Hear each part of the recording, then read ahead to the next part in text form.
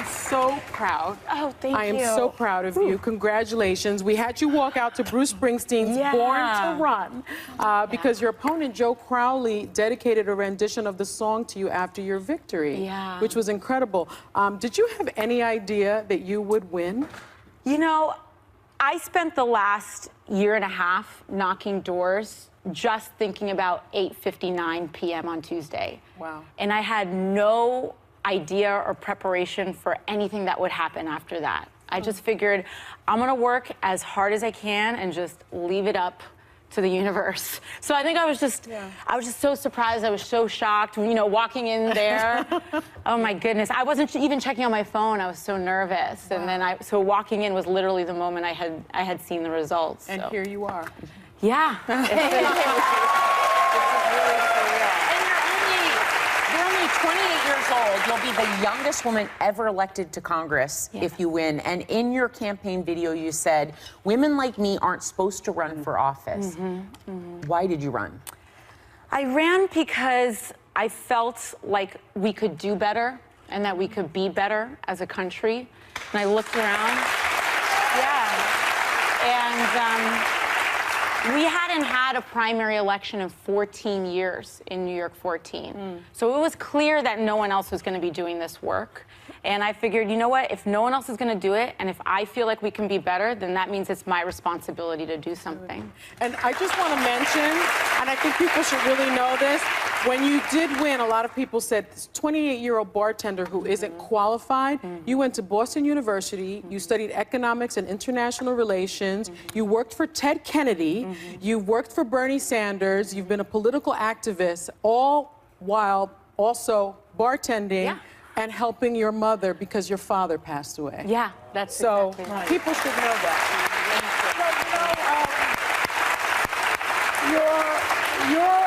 Your win sent shockwaves basically through the Democratic Party. They did not expect it. No.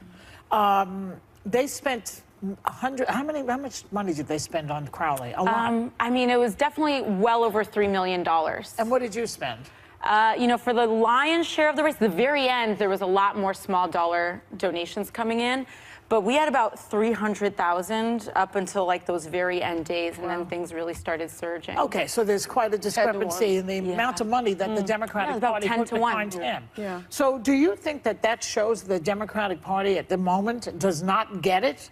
They don't understand to back people like you? Yeah, well, I think what we're dealing with right now is the dynamics of power. Once someone has power, it is so hard to challenge it, even if you think that that other person was right. So I can't tell you how many times I would talk to people. People were afraid to even take pictures with me in public because of what that could mean. Wow. And what kind of candidates? Like you know, local city council members and state assembly the party members, apparatus, there was right? a machine, there was a party apparatus, and you can't challenge the boss because then my job's going to be at risk. Wow. And so there were so many people behind closed doors that said, I want to support you, I believe you are what's best, but I can't because my job will be at risk. And there's a lot of that going on. It happens on both sides, trust me. It does. Well, we've been talking about on the show, I believe there's a fracture in the Democratic Party, and you consider yourself a Democratic socialist, like Bernie Sanders, correct?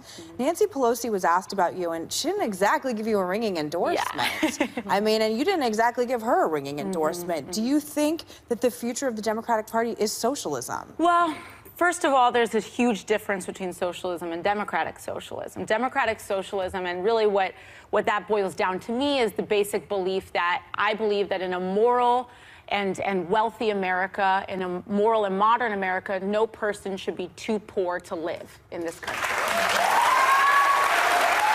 That is what I believe. And that's what I believe. And so I can understand that there may be some divisions. You know, I don't think people wake up in the morning and say, I'm a capitalist, you know? And so it's funny that when I win, this is the word that's always so thrown around. I think Donald Trump wakes up with that exact word. I mean, he may.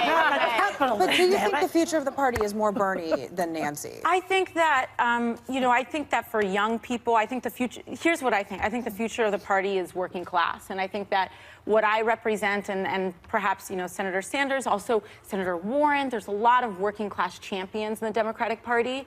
And I do think that that's the future. But they distort the word socialism. all the time. Well, I think we should probably with save that conversation for another time, because I'm sure Megan and I would have disagreements on the socialism part of this. But it's about you today, and what you did was really amazing. You're obviously, I come from a different worldview on how to approach problems, but your campaign video was so fantastic. Yes, I wish we could have shown some of it. It was inspiring. It was real. It was relatable. And I really think that message that is something that's universal. You know, we can debate how you go about those, solving the problems, but, and I think that you should be really proud. And your mom, I know, is here too. Yeah, she is. I'm so proud of the fact that you have, she's right there's mom. That's an inspiration for so many women, and not only just women in general, but women of color. So you should be very, very proud of that. So I hear, though, that you potentially want to run for president one day. Is that true? Mom, is that true? I don't know. My mom tells me that I used to say that as a kid, but it was so. I used to say this on the trail. It's like, it's so hard to run for Congress. I cannot even imagine.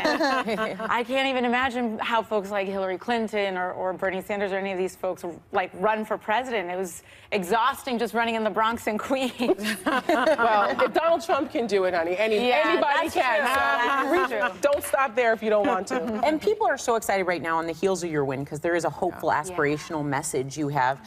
But there have been a lot of Trump wins this week. He got his travel ban. SCOTUS dealt a blow to the unions. We have the retirement of Justice Kennedy. What power do Democrats have right now? Yeah. What I like to kind of think about is power in a much broader sense, instead of just who the incumbents in the party are and what they are capable of. I come from the background as an educator and as an organizer. So I believe that our power as a party is in organizing people, a mass movement of people. And when we organize people, when we win hearts and minds, then we impact what happens in those chambers. And that's, I think, where our power can really come from. Wow. Thanks to Alexandria Ocasio-Cortez. We'll be right back. Left-wing rhetoric is hitting its boiling point. If you see anybody from that cabinet in a restaurant, you get out and you create a crowd. We must abolish ICE. This is the legislation that we need. Are these new messages of the Democratic Party? Here to weigh in on this is nationally syndicated radio talk show host Dana Lash. Good morning to you, Dana. Is this the direction of the? Good morning, is this the message everyone. that they want to use for the midterms?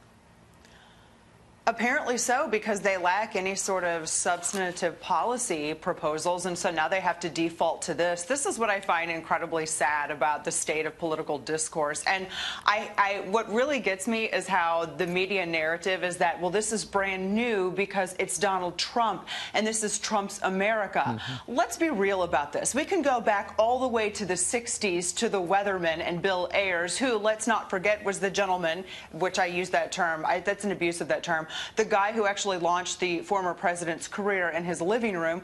We can talk about Antifa. We can talk about Occupy. We can talk about Ferguson and Baltimore burning if we want to have a discussion on civility. But incivility is not the president being the first Republican of this high office to respond to it. And that's exactly what has happened with Donald Trump. Look, for so long, for more decades than any of us on this show have been alive, we have had our characters impugned. We have had our reputations assassinated by individuals on the far left who have no better way to respond to policy disputes than with violence, than with incendiary rhetoric, and everything that we're seeing now with Democrats. This is what they're doing when they realize that they're losing midterms. That blue wave that we hear so much about isn't a blue wave over Republicans. It's a blue wave within the Democrat Party, within the incendiary rhetoric of the very far socialist left, the Bernie bros, the whole the individual that you just showed, the girl who, the 28-year-old who won that primary, the full-on socialist,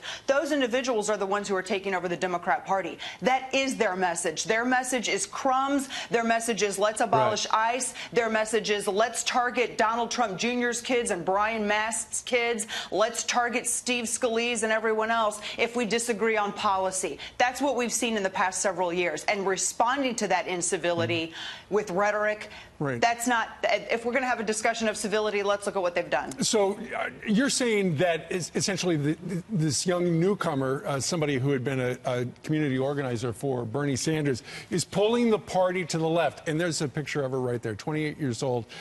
She has set off an earthquake here in New York City and also Washington, D.C. But then you've got Nancy Pelosi yesterday talking about how, nothing's really changed.